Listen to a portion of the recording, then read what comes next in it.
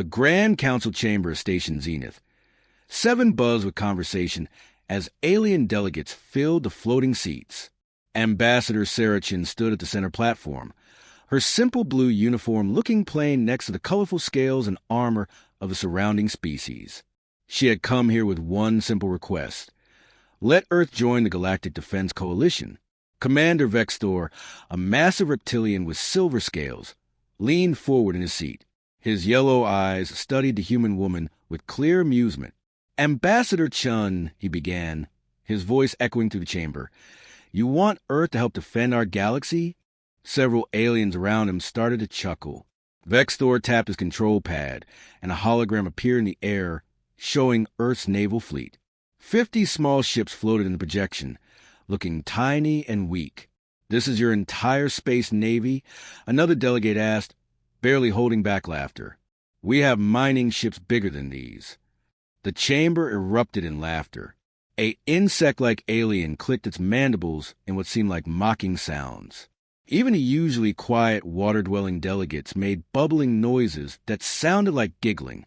Vextor stood up, spreading his arms wide. Let me show you real power, he said proudly.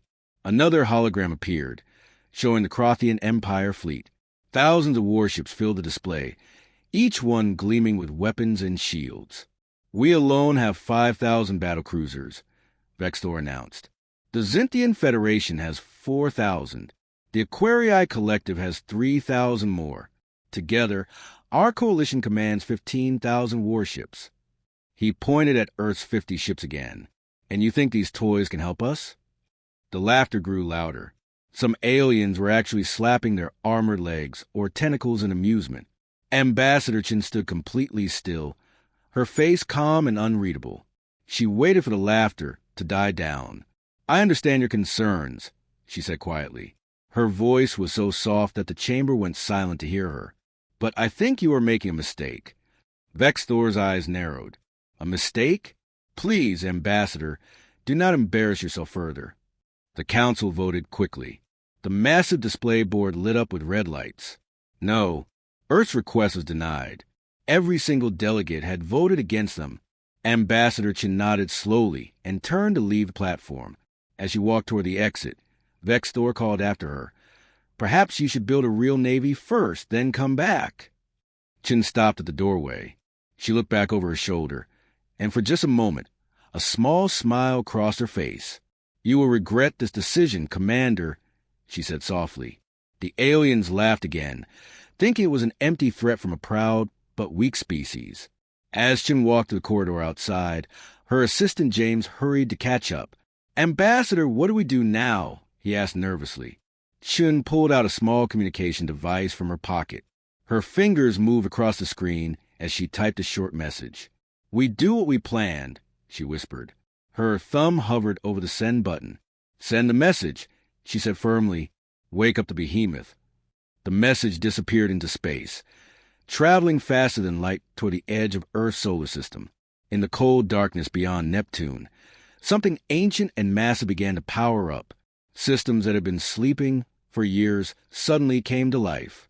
Deep inside the largest warship ever built, computers started processing their new orders. The Behemoth was waking up, and the galaxy had no idea what was coming. 3 days after the council meeting, everything changed.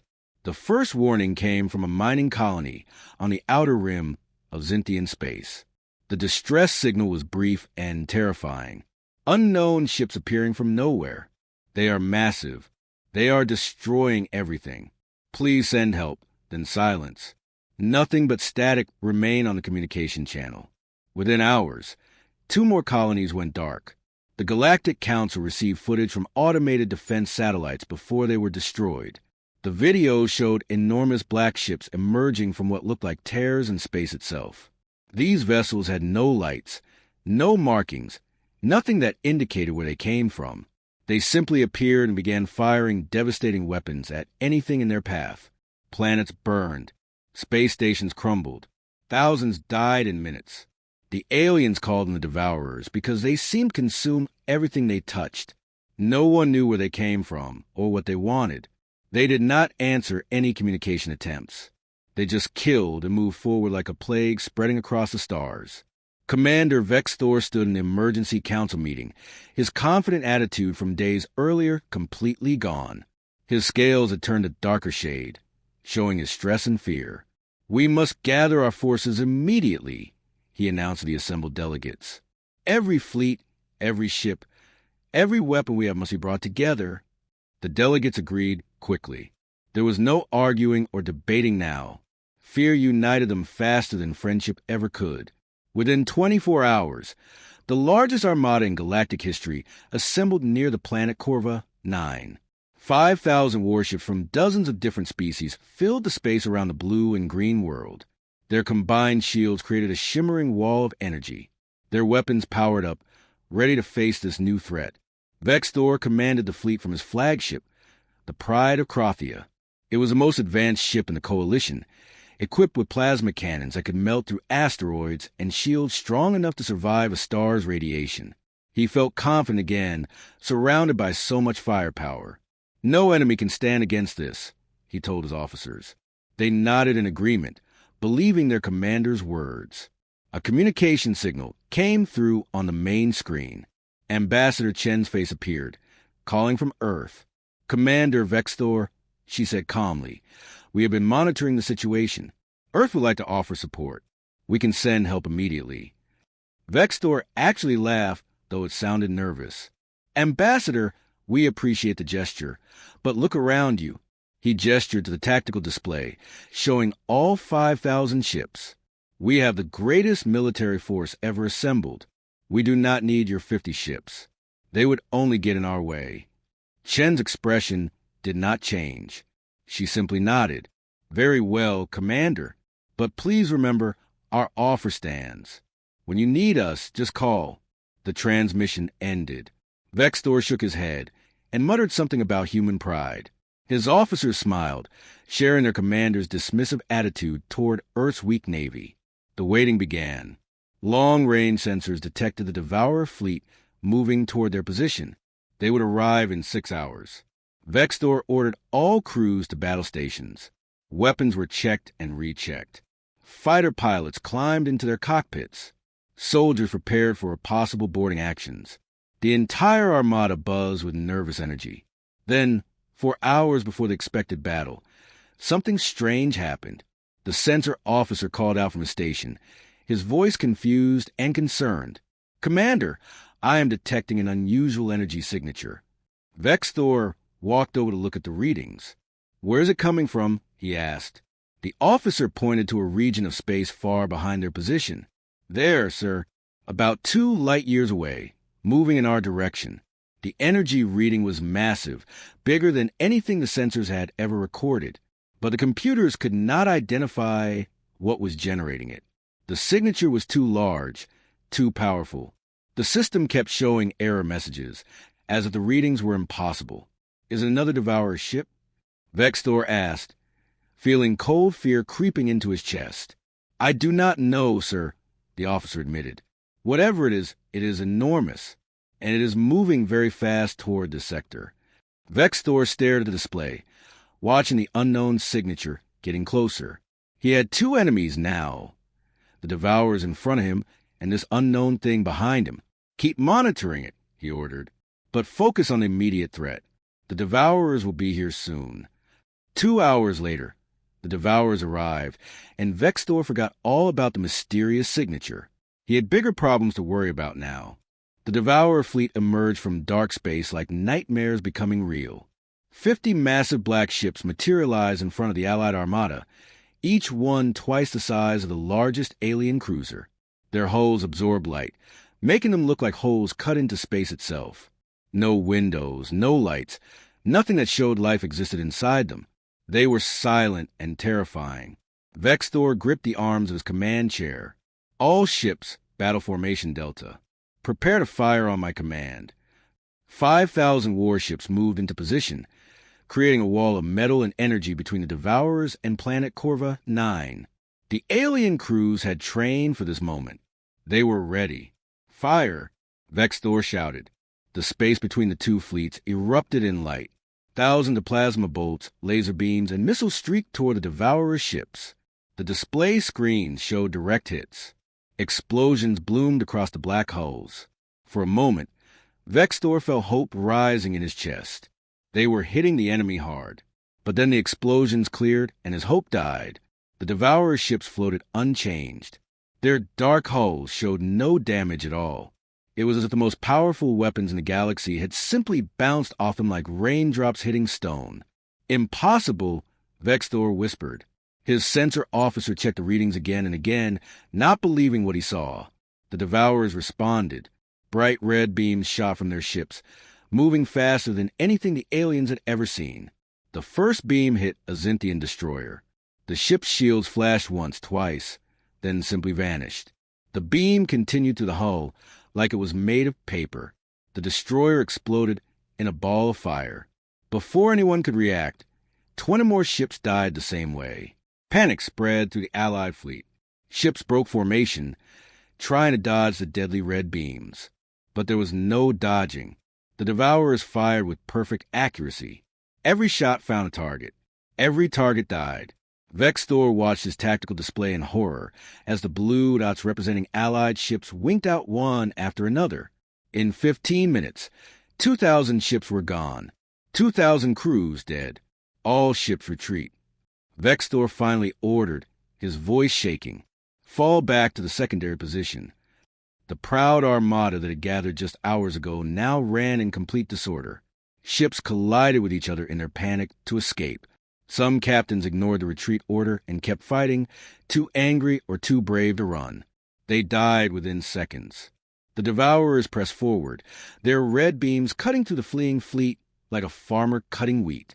By the time the survivors reached safe distance, only 3,000 ships remained. 40% of the greatest military force in galactic history had been destroyed in less than 1 hour. Vextor sat in his command chair, staring at nothing. His scales had turned almost white with shock. Around him, his officers wept openly or sat in stunned silence. The emergency council meeting that followed was very different from the confident gathering before the battle. Delegates spoke in quiet, frightened voices. Some species were already talking about surrender, about trying to make peace with the Devourers. Others argued for gathering more ships, more weapons, more time to prepare. But everyone knew the truth. They were losing badly. The council leader, an ancient being made of living crystal, finally spoke. His voice rang through the chamber like breaking glass. "We have one option left," he said slowly. "We must ask Earth for help." The chamber fell completely silent. Vextor closed his eyes, feeling shame burning inside him. Just days ago, he had laughed at Earth's small fleet. Now he had to beg them for help. "Open a channel to Ambassador Chun," the council leader ordered. The hologram appeared, showing Chun sitting calmly in her Earth office. She looked like she had been expecting the call. "Honorable Council," Vextor began, struggling to find the right words. His proud voice was now humble and broken. "We were wrong about Earth. We were wrong about everything. Please, we need your help. Our fleet cannot stop the Devourers. We are begging you." Ambassador Chen nodded slowly. "We know, Commander. We have been watching the battle." She paused, and Vextor felt his heart sink. Was she going to refuse? To pay them back for their mockery? He would not blame her if she did. But then Chen smiled slightly.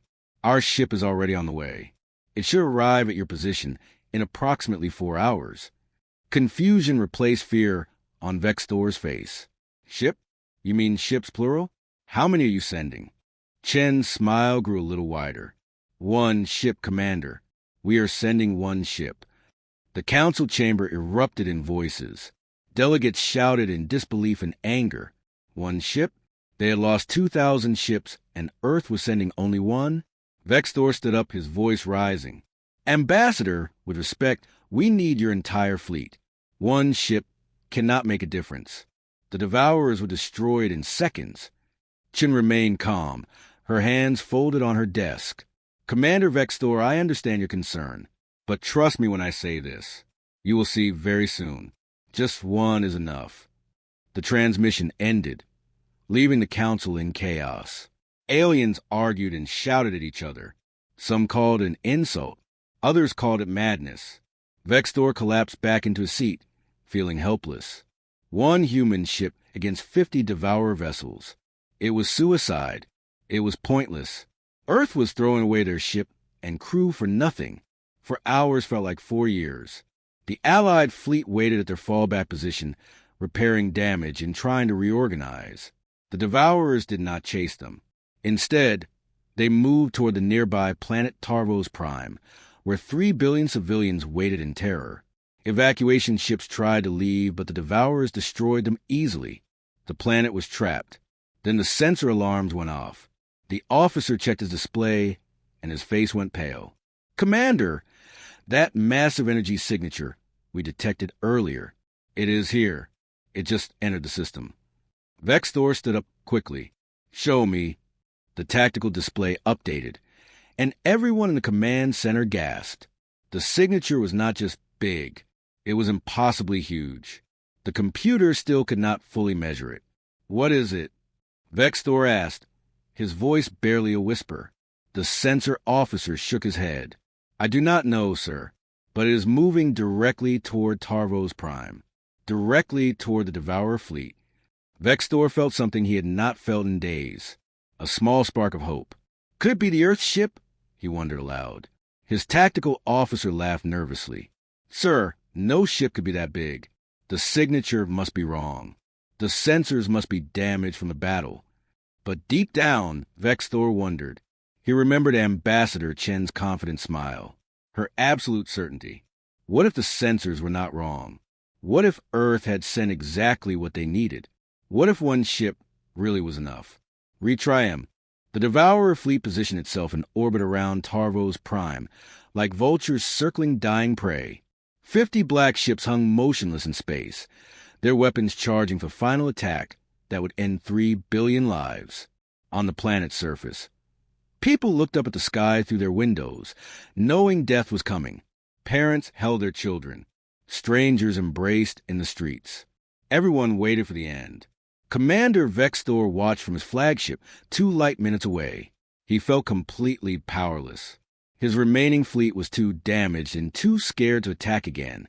All he could do was watch and wait for the mysterious Earthship to arrive. If it arrived, part of him still thought this was all a mistake, that Earth had nothing that could help. Then something impossible happened. The stars began disappearing. One by one, the bright points of light in space simply vanished from view. At first, Vexthor thought his sensors were failing again, but his officers confirmed it. The stars were really going dark, as if something enormous was blocking them out. "What is happening?" he demanded, but no one had answers. On Tarvos Prime, people in the northern hemisphere noticed it first. The sun that had been shining down on them started to fade. Not like a sunset, but like something was slowly covering it. Shadows grew longer and darker. The temperature began dropping. Children pointed upward, confused. Adults stared in disbelief. Within 5 minutes, the entire hemisphere was plunged into an artificial night. The Devourer ships stopped charging their weapons. Their sensors detected the change, but could not identify the source. For the first time since they appeared, the mysterious enemy seemed uncertain. They scanned the darkness above them, searching for the threat they could feel, but not see. Space around a planet had become a black void, empty of stars, empty of light, empty of everything except a massive shadow that should not exist. Then someone on the planet saw it. A young girl standing on her apartment balcony, looking up through a telescope her father had given her. She saw the edge of something vast moving across the stars. "Papa," she whispered, her voice shaking. "There is something up there. Something really, really big." Her father joined her, looking through the telescope. His hands started trembling. What he saw made no sense. It was not a ship. It could not be a ship. Ships were not that large. The shadow continued to spread until it covered the entire planet. Tarvos Prime sat in complete darkness now, lit only by city lights and the glow of the Devourer's ships. People stood frozen in fear and confusion. What could be big enough to block out the sun of an entire planet? The Devourer fleet began moving, trying to relocate to see what was above them. On Vexthor's flagship, the sensors finally locked onto the source of the shadow. The main screen updated with the scan results, and every single person in the command center stopped breathing. The numbers made no sense. The size measurements were impossible. The energy readings were off every scale they had. By the ancestors, Vextor whispered, his voice filled with awe and terror. The thing blocking the sun was a ship. A human ship. It was 15 kilometers long from front to back, 4 kilometers wide at its widest point, 3 kilometers tall from top to bottom. The entire vessel was covered in armor plating so thick it showed up on sensors as a solid mass. Thousands of weapon ports dotted its hull, like eyes staring down at the world below. Engine exhausts the size of skyscrapers glowed with blue fire at the rear. It was called the Behemoth, and it was the largest warship ever constructed by any species in the known galaxy. One ship that had more mass than 100 normal cruisers combined. One ship that carried more weapons than entire fleets. One ship that had been built over 50 years using resources from every planet and moon in Earth's solar system. And now it hung in space above Tarvo's prime like a second moon, casting its shadow over everything below. The Devourer ships finally saw it too. Their sensors locked onto the massive target. For several seconds, nothing happened. Both sides simply stared at each other across the void. The 50 Devourer vessels looked like toys floating near a mountain. Even they, with their advanced technology and mysterious origins, seemed shocked by what they faced. Commander Vextor found his voice again. "Open a channel to all Allied ships," he ordered quietly. "Everyone needs to see this." The feed from his sensors was broadcast to every surviving vessel in the fleet. Thousands of alien crew members watched their screens in stunned silence. Some began praying to their gods. Others simply wept with relief. The cavalry had arrived, and it was glorious and terrifying in equal measure. On the Behemoth's bridge, Captain Maria Rodriguez sat in the command chair, studying the tactical display. Her crew of 3,000 worked at their stations with calm efficiency. They had trained for this moment for years. "Status report," she said simply. Her weapons officer responded immediately. All primary cannons charged and ready. Secondary batteries online. Fighter bays prepared for launch. Shields at maximum power. Rodriguez nodded. "Communications. Open a channel to the Devourer fleet." The officer tried but shook his head. "No response, Captain. They are not accepting communications." Rodriguez had expected that. The Devourers had never talked to anyone. They only destroyed.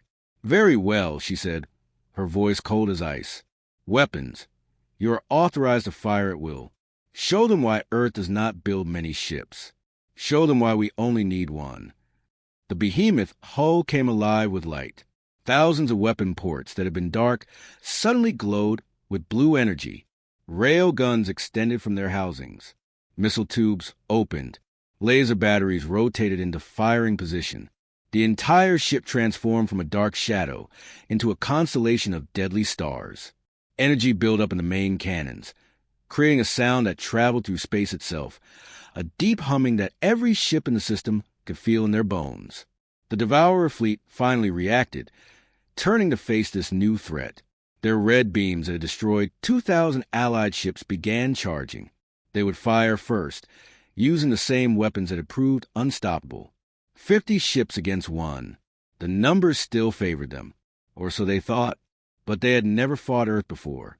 They had never faced humanity's philosophy of war. The aliens built many ships. Earth built the right ship. Quality over quantity. Power over numbers.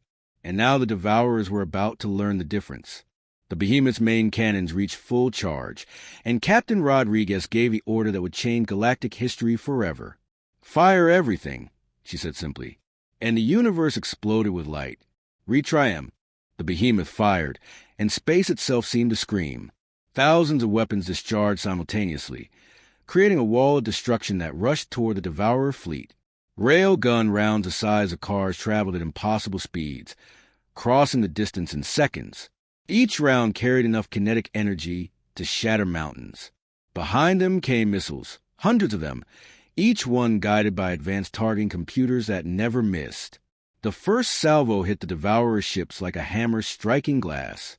The black holes that had deflected every alien weapon now cracked and shattered under Earth's firepower. The Devourer's shields, which had seemed invincible before, collapsed immediately. They were not designed to stop weapons as powerful. No one had ever built weapons as powerful. 3 Devourer ships exploded in the first 5 seconds, their reactors overloading and tearing them apart from inside. The Devourer fleet tried to respond. Their red beams fired toward the Behemoth, those same deadly beams that had killed thousands of aliens. The beams struck the Earth ship's shields, and something amazing happened. They stopped. The energy dissipated harmlessly across the blue barrier surrounding the Behemoth. Earth's shield technology was 50 years more advanced than anything the galaxy had seen. The shields did not even flicker. Captain Rodriguez watched the tactical display with cold satisfaction. Continue firing. Target the ships trying to escape first. None of them leave the system. The Behemoth's weapons never stopped. The rail guns fired again and again, each shot precisely calculated. Laser batteries swept across space like spotlights, cutting through Devourer hulls with surgical precision. Where the lasers touched, metal melted and atmospheres vented into space. The Devourer fleet broke formation, trying desperately to scatter. But the Behemoth had planned for this. Fighter bays along its sides opened like blooming flowers. Hundreds of small Earth fighters launched into space, their engines leaving trails of blue light. Each fighter was piloted by humanity's best, men and women who had trained their entire lives for this battle. They moved in perfect coordination, hunting down fleeing Devourer ships like wolves chasing deer. 10 Devourer ships tried to run toward the edge of the system, hoping to escape into dark space where they had come from. The Earth fighters caught them before they got halfway. Missiles streaked from the small craft, multiple fighters targeting each enemy ship. The Devourers tried to shoot them down, but the Earth fighters were too fast, too skilled. They dodged and weaved through enemy fire, never losing focus on their targets. One by one, the fleeing Devourer ships died. Explosions lit up the darkness as their reactors failed. Debris scattered across thousands of kilometers. Within 3 minutes of launching, the fighters had destroyed all 10 targets. Not a single Earth pilot was lost. They regrouped and turned back toward the main battle, ready for more. The Behemoth continued its assault on the remaining Devourer forces. 20 enemy ships had been destroyed in the opening minutes. 30 remained, clustered together now, trying to combine their firepower. They all fire at once, sending a massive wave of red beams toward the Earth warship. The display showed dozens of beams converging on one point, enough destructive power to vaporize a small moon. The beams hit the Behemoth's shields. For a moment, the blue barrier flickered and dimmed. Warning alarms sounded on the bridge. Shields down at 80%, the defensive officer reported. Rodriguez nodded calmly. Return fire. Focus all main cannons on that cluster. The Behemoth's 4 primary cannons, each one bigger than an entire alien destroyer, rotated toward the group Devourer ships. Energy built up inside them, glowing brighter and brighter. When the main cannons fired, it looked like 4 small suns had been born in space. The beams were pure white, so bright that sensors across the system automatically dimmed to protect themselves. The energy beams crossed the distance instantly and struck the center of the Devourer formation. The effect was catastrophic. 15 ships simply ceased to exist. They did not explode. They did not break apart. They were vaporized, turned into atoms by the incredible heat and energy. The remaining 15 Devourer ships scattered in pure panic. Whatever intelligence controlled them had finally understood. They could not win. This human ship was beyond anything they could fight. For the first time since they appeared, the Devourers tried to retreat. But Captain Rodriguez had meant what she said. None would escape. Pursue and destroy, she ordered. Leave no survivors. The Behemoth accelerated, and despite its massive size, it moved with surprising speed. Advanced engines pushed the enormous vessel forward, chasing down the fleeing enemies. The rail guns continued firing, picking off Devourer ships one at a time. Each shot was perfect. Each shot was lethal. The Earth fighters hunted in packs, finishing off any damaged vessels that tried to hide behind debris or planets. 8 minutes after the battle began, Only 3 Devourer ships remained. They had reached the edge of the system, desperately trying to open portals to dark space and escape. The first portal began forming, a tear in reality that would lead them to safety. But an Earth fighter squadron reached them first. Missiles launched, streaking toward the escaping ships. 2 Devourers died before they could jump. The third one managed to enter the portal, but a final missile followed it through. The portal collapsed and exploded. The Devourer ship destroyed somewhere in dark space. The battle was over. 50 Devourer vessels had entered the system. 50 had been destroyed. Not one escaped. The entire engagement had lasted exactly 15 minutes from first shot to final kill. 15 minutes to destroy an enemy that had terrorized the galaxy and crushed the greatest armada ever assembled. The Behemoth stopped his pursuit and turned back toward Tarvos Prime. The massive ship slowly moved away from the planet, and sunlight returned to the world below. People on the surface emerged from their homes, looking up at the sky. They saw the floating fortress that had saved them, surrounded by a cloud of debris that had once been their enemies. Cheers erupted across the planet. People danced in the streets, crying and laughing with relief. Commander Vextor sat in his command chair, unable to speak. His tactical officer was crying openly. Other bridge crew members hugged each other or stared at their screens in disbelief. They had just witnessed the impossible. One ship, one human ship, had done what 5,000 alien vessels could not. It had destroyed the Devourers completely and taken no damage in return. A communication signal came through. Ambassador Chen's face appeared on the main screen. But this time, she was not calling from Earth. She was aboard the Behemoth. "Commander Vextor," she said gently, "the immediate threat has been eliminated. Captain Rodriguez and her crew are at your service for cleanup operations." Vextor tried to respond, but his voice failed him. He cleared his throat and tried again. "Ambassador, there are no words." Chen smiled kindly. "No words are necessary. Commander, we are allies now. This is what allies do for each other." She paused, and her expression became more serious. "There is something you should know. The Behemoth is not alone. Earth has 12 more ships of this class." She let that information sink in. They are currently positioning themselves at key locations across the galaxy. No more worlds will fall to the Devourers or any other threat. 12 more. 13 total. 13 ships that could each destroy entire fleets alone. The galaxy had been worried about the Devourers, but now Vextor realized humanity was the true power. Earth had simply been quiet about it, building in secret, preparing for the day when they would be needed. That day had come, and the galaxy would never be the same. "Why?" Vextor finally asked. "Why help us after we mocked you?" Chen's smile turned sad. "Because it was the right thing to do, Commander. Because strength means nothing if you do not use it to protect others. Earth learned that lesson long ago in our own bloody history. We built these ships hoping we would never need them. But when the call came, we answered.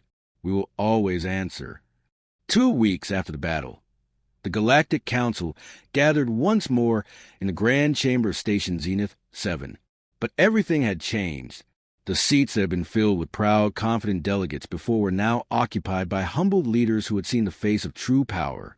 The laughter and mockery were gone, replaced by respectful silence and nervous glances. Ambassador Sarachin walked to the center platform again, just as she had done weeks earlier.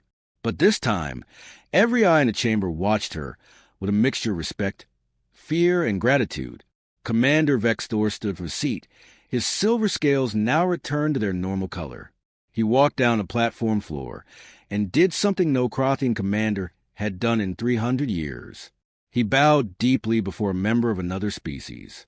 "Ambassador Chun," he said loudly so everyone could hear, "on behalf of the Crothian Empire and all species represented here, I apologize. We were fools to mock Earth. We were blind to see only the number of your ships and not the strength behind them. You saved billions of lives when you had every right to refuse us. For that, we are eternally grateful." Other delegates rose from their seats, adding their own voices of thanks and apology. Chen nodded gracefully, accepting their words. "Thank you, Commander. But there is no need for eternal gratitude. We did what anyone should do when others are in danger. She paused and looked around the chamber at all the assembled leaders. However, I think this experience has taught us all an important lesson. Power is not measured by numbers alone. It is measured by purpose, by strategy, by the will to use strength wisely. The council leader, the ancient crystal being, spoke next. His voice rang through the chamber like wind chimes. Ambassador Chun, the council has voted unanimously. We offer Earth a permanent seat on the Galactic Council and leadership of all defense forces. Your species has proven itself worthy to guide our combined military efforts. Other delegates nodded in agreement, some enthusiastically, others reluctantly but sincerely. Chun was quiet for a moment, considering the offer carefully. Earth accepts the seat on the council, she finally said, but we accept it with conditions. Murmurs spread through the chamber. Conditions? What could Earth possibly demand? They had all the power now. They could ask for anything. Chun raised her hand, and the murmurs stopped. First condition, Earth will command defense operations only. We will never lead offensive wars or conquests. Our Behemoth-Class ships exist to protect, not to invade or dominate. Relief showed on many alien faces. They had feared Earth might use its new power to control the galaxy. Chun continued. Second condition, every species maintains its sovereignty and independence. Earth will not interfere in your internal affairs or politics. We are protectors, not rulers. Third condition, all species must contribute to the defense network. We cannot protect everyone alone. You must rebuild your fleets, train your crews, and stand ready to defend your own worlds. Earth will be the shield, but you must be the sword when needed. The delegates discussed among themselves briefly. Then the council leader spoke again. These conditions are acceptable and wise. Earth shows great wisdom in not seeking domination when domination would be easy. We agree to all terms. The vote was recorded officially. Earth was now a full member of the Galactic Council with authority over all defensive military operations. But Chun was not finished. There is one more thing you all need to understand about Earth and our Behemoth-Class ships. She pressed a button on her datapad, and 13 points of light appeared on the holographic star map above the chamber. Each point represented one of Earth's massive warships, now positioned across the galaxy as strategic locations. These ships took 50 years each to build. We used every resource available in our solar system. We focused all our technology, all our industry, all our effort on creating the perfect defensive weapons. She zoomed in on one of the points, showing detailed schematics of a Behemoth-Class destroyer. The aliens leaned forward, studying the technical data with fascination and awe. We did not build many ships, Chun explained. We could have built 500 normal cruisers with the same resources. But we chose quality over quantity. We chose to build ships that would end wars quickly rather than fight long, bloody campaigns.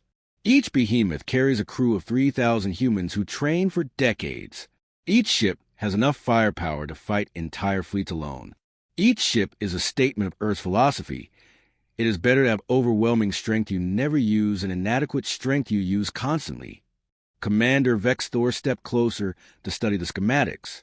Your weapons technology is incredible, he said with genuine admiration.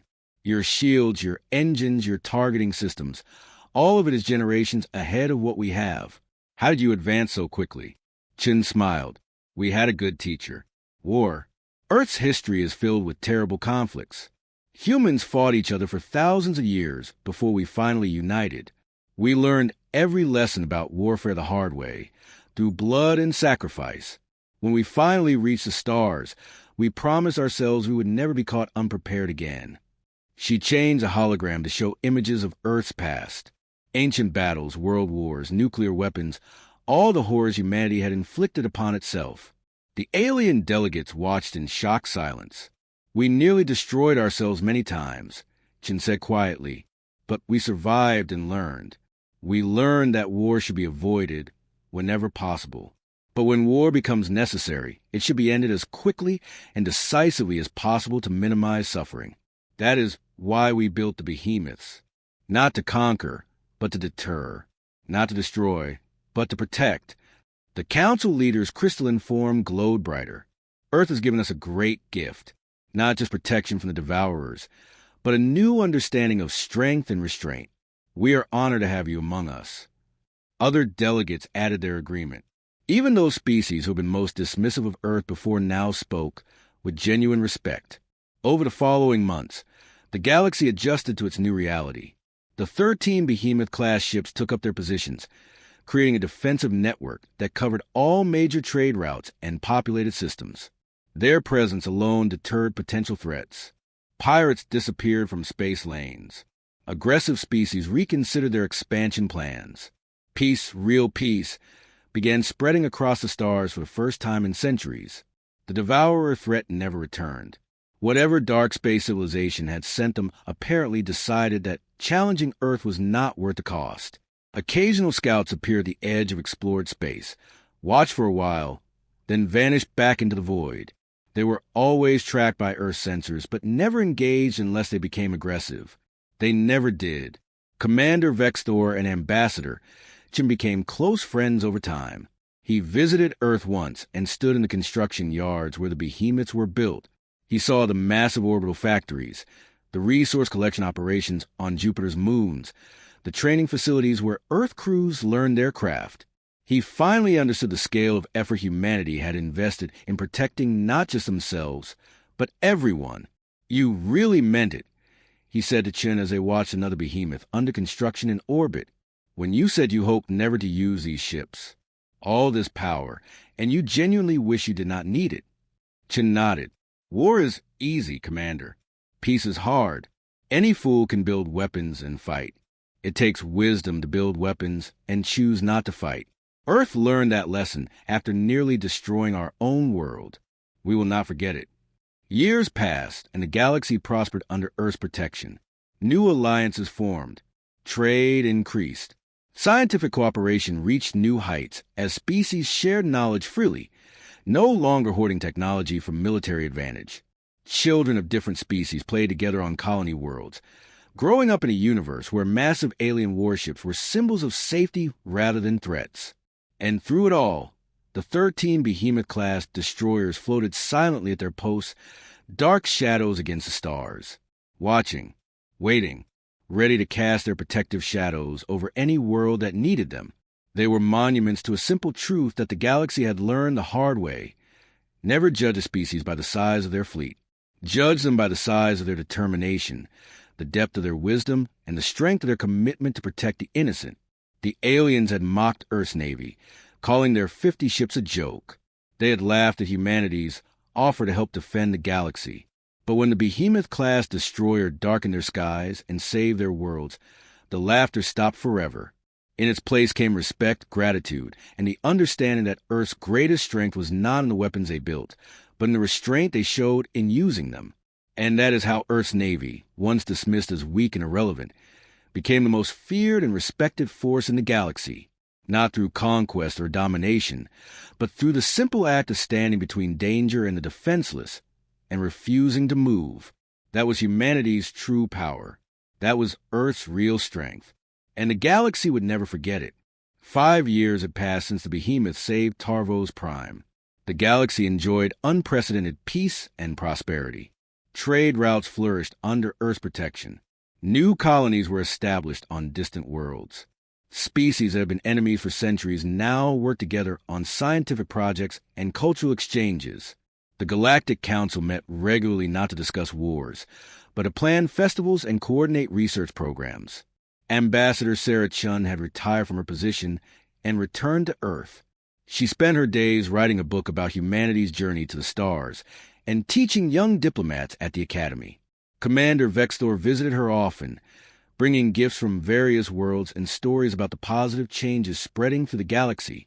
They would sit in her garden, overlooking the Pacific Ocean, and talk for hours about the future. The 13 Behemoth-Class destroyers continued their silent watch from their positions across the galaxy. Their crews rotated every 2 years, with experienced personnel training new recruits. Life aboard these massive ships had become routine. Months would pass with nothing more exciting than scanning passing asteroids or helping lost cargo vessels find their way. The crews were happy about this. Boredom meant peace, and peace was what they had fought for. Captain Maria Rodriguez still commanded the original Behemoth. She was older now, with gray streaking through her dark hair, but her eyes were still sharp and her command still absolute. Her crew loved her like a mother and respected her like a general. She had turned down 3 promotions that would have taken her off the ship. "The Behemoth is my home," she told the Earth Defense Council. "I will serve aboard her until I retire or die." On a quiet Tuesday morning, station time, Rodriguez sat in her ready room reviewing supply reports. Her coffee had gone cold an hour ago, but she barely noticed. Outside her window, stars drifted past as the Behemoth made its slow patrol of the Corva sector. Everything was peaceful. Everything was normal. Then the communication alert sounded. "Captain to the bridge." Her first officer's voice came through the intercom. There was something in his tone that made Rodriguez stand immediately. She had served with Commander James Park for 8 years and knew every variation of his voice. This was concern, maybe even fear. She was on the bridge in 30 seconds. "Report," she said, sliding into her command chair. Park pointed to the long-range sensor display. "Ma'am, we are detecting multiple energy signatures at the edge of the sector. Same type as the Devourers we fought 5 years ago." The bridge went silent. Every crew member turned to look at the display. Rodriguez felt ice forming in her stomach. "How many?" she asked quietly. Park's hands moved across his console, refining the sensor data. His face went pale. "Captain, we are reading 200 signatures. 200 Devourer ships. And they are all heading toward the core systems. 200. The first attack had been 50 ships, and they had nearly broken the galaxy. Now 4 times that number was coming, and they seemed to know exactly where to strike for maximum damage." Rodriguez's mind raced through options and calculations. The other 12 behemoths were spread across the galaxy. It would take days for them to regroup. Days they did not have. The Devourer fleet would reach inhabited systems in less than 12 hours. She could not wait for backup. "Sound battle stations," she ordered. "All hands to combat positions. Send emergency transmissions to Earth Command and all Allied fleets. Tell them we are engaging." The alarm klaxons echoed through the massive ship. 3,000 crew members dropped whatever they were doing and ran to their battle positions. Weapons officers powered up the railguns and laser batteries. Engineering diverted all available power to shields and engines. Fighter pilots raced to their craft. Within 5 minutes, the Behemoth was ready for war. But Rodriguez knew the truth. 1 Behemoth against 200 Devourer ships. The math was simple and brutal. They had killed 50 enemies 5 years ago, but that had been a surprise attack against an unprepared foe. This time the Devourers were coming prepared. They knew what Earth's ships could do. They would not be caught off guard again. "Communications. Open a channel to all Allied forces in the sector," Rodriguez ordered. "Tell them to evacuate civilian populations immediately. Get everyone away from the core systems." She paused and added quietly, "And send a message to Ambassador Chun. Tell her we will buy as much time as we can." The Behemoth turned and accelerated toward the approaching enemy fleet. Behind it, on dozens of worlds, evacuation alarms began sounding. Billions of civilians ran to spaceports and orbital platforms. Transport ships launched by the thousands, carrying refugees away from the coming storm. The Allied military forces, rebuilt over 5 years, assembled what ships they could. But everyone knew they were not ready for this. Not for 200 Devourers. Commander Vex Thor was at the Galactic Council when the news arrived. He was discussing a new trade agreement when an aide rushed in and whispered in his ear. All the color drained from his scales. "No," he whispered. "Not again."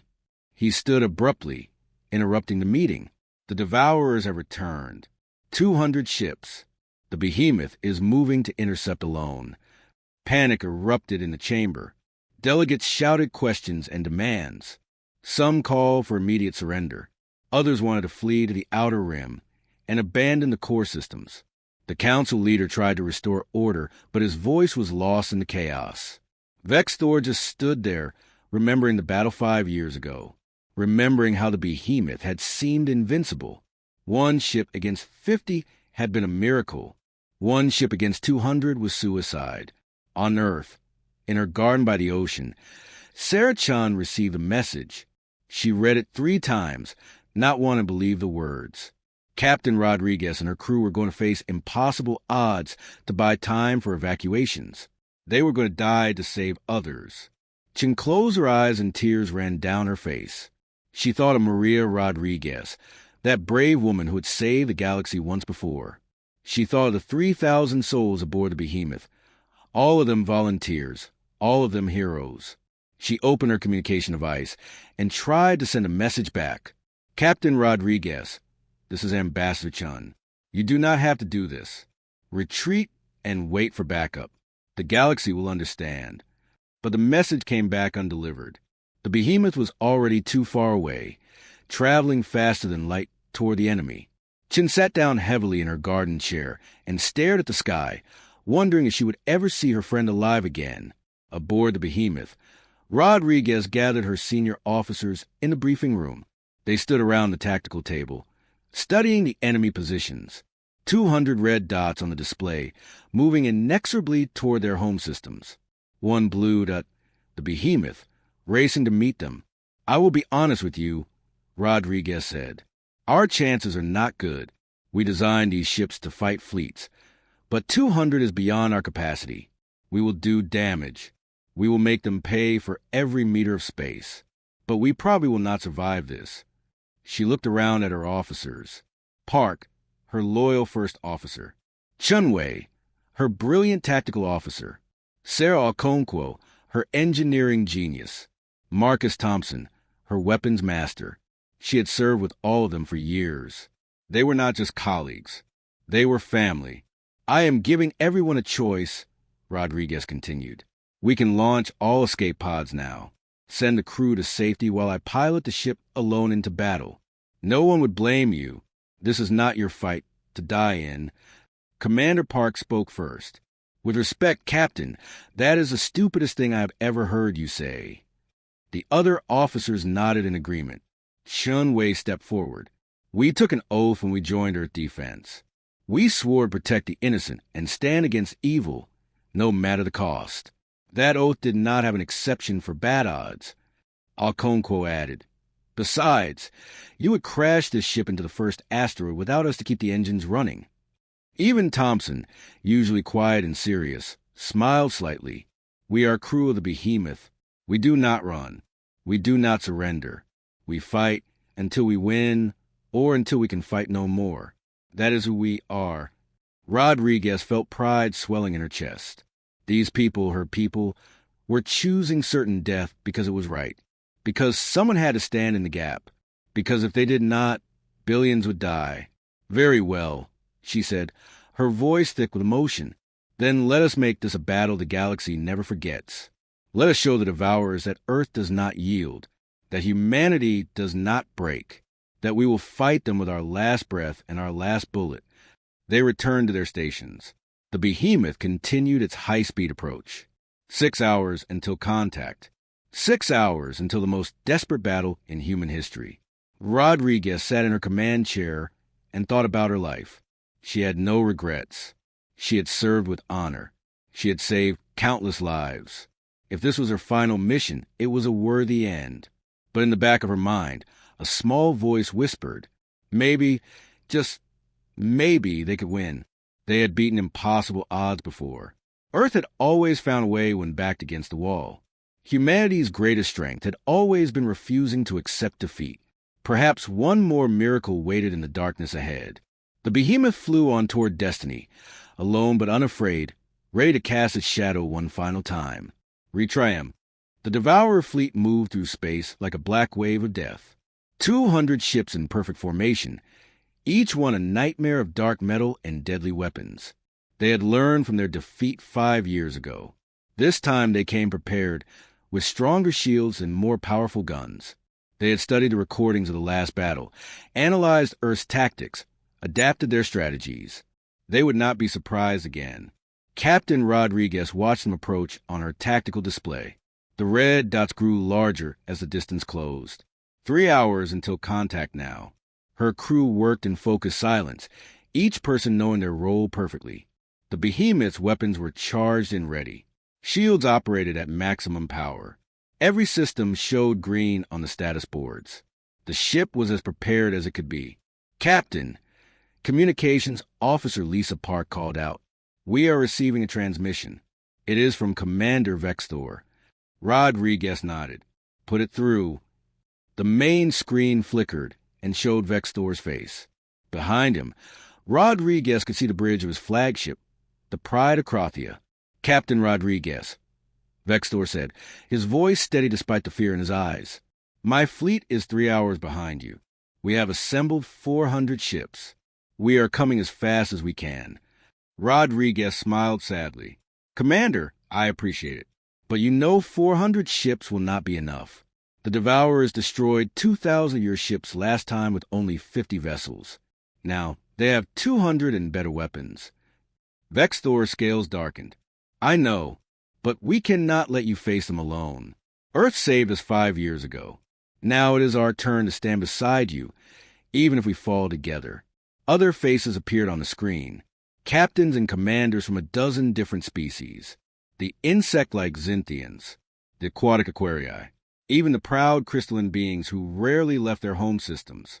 All of them had assembled their fleets and were racing to join the battle. They were not coming because they thought they could win. They were coming because it was the right thing to do, because Earth had taught them that courage meant standing together against impossible odds. "We will see you in 3 hours, Captain," Vextor said. "Hold the line until we arrive. If anyone can do it, the Behemoth can." The transmission ended. Rodriguez sat back in her chair, feeling a warmth in her chest despite the cold fear. They would not be alone. Even knowing they would probably die, hundreds of alien ships were coming to fight beside them. Earth had built more than just warships over the past 5 years. They had built friendships. They had built trust. 2 hours to contact, her tactical officer announced. Rodriguez stood up and walked across the bridge, stopping at each station. She put her hand on shoulders, offered quiet words of encouragement. These people had chosen to stay with her. The least she could do was show them their captain stood unafraid. Even if fear was eating at her insides, she would not let them see it. In the fighter bay, pilots climbed into their cockpits. Lieutenant Jake Morrison sealed his helmet and checked his systems. He was 26 years old, from a small town in Montana. He had joined Earth Defense because he wanted to see the stars. Now he was going to die among them, but he was not afraid. His squadron leader, Commander Sarah Chun, the daughter of Ambassador Chun, had taught them well. "We fly for Earth," she always said. "But more importantly, we fly for each other. No one gets left behind." The fighter squadrons ran through their final checks. 200 small craft would launch when the battle began. They were gnats compared to the massive Devourer ships. But gnats could sting, and enough stings could kill. The pilots knew their job. Get close, hit weak points, distract the enemy while the Behemoth used its big guns. Many would not return. They had all accepted that. In engineering, Chief Sarah Okonkwo walked among the massive reactors and engine systems. Her team worked efficiently, making last-minute adjustments and repairs. These engines would be pushed beyond their design limits in the coming battle. They would generate more power than should be possible. Some would likely fail. Okonkwo's job was to keep them running as long as possible. "Give me everything you have," she told her reactors quietly. "Just a few more hours. That is all I ask." 1 hour to contact. The Behemoth sensors now showed the Devourer fleet clearly. They maintained their formation, not rushing, not concerned about the single ship approaching them. Why would they worry? They outnumbered their enemy 200 to 1.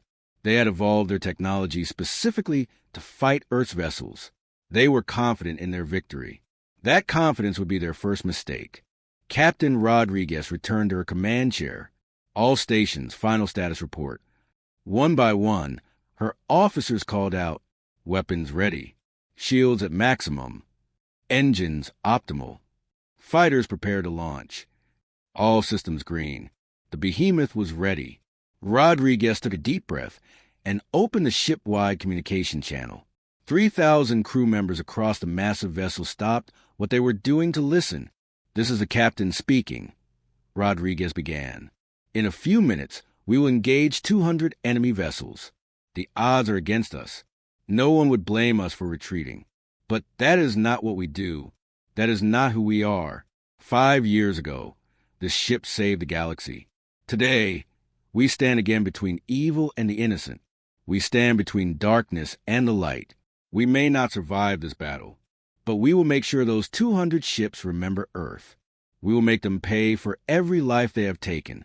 We will show them that humanity does not surrender, does not yield, and does not fear death when defending others." She paused, letting her words sink in. "I am honored to serve with each and every one of you. I am proud to call you my crew. Whatever happens in the next few hours, know that you are heroes. Earth will remember you. The galaxy will remember you.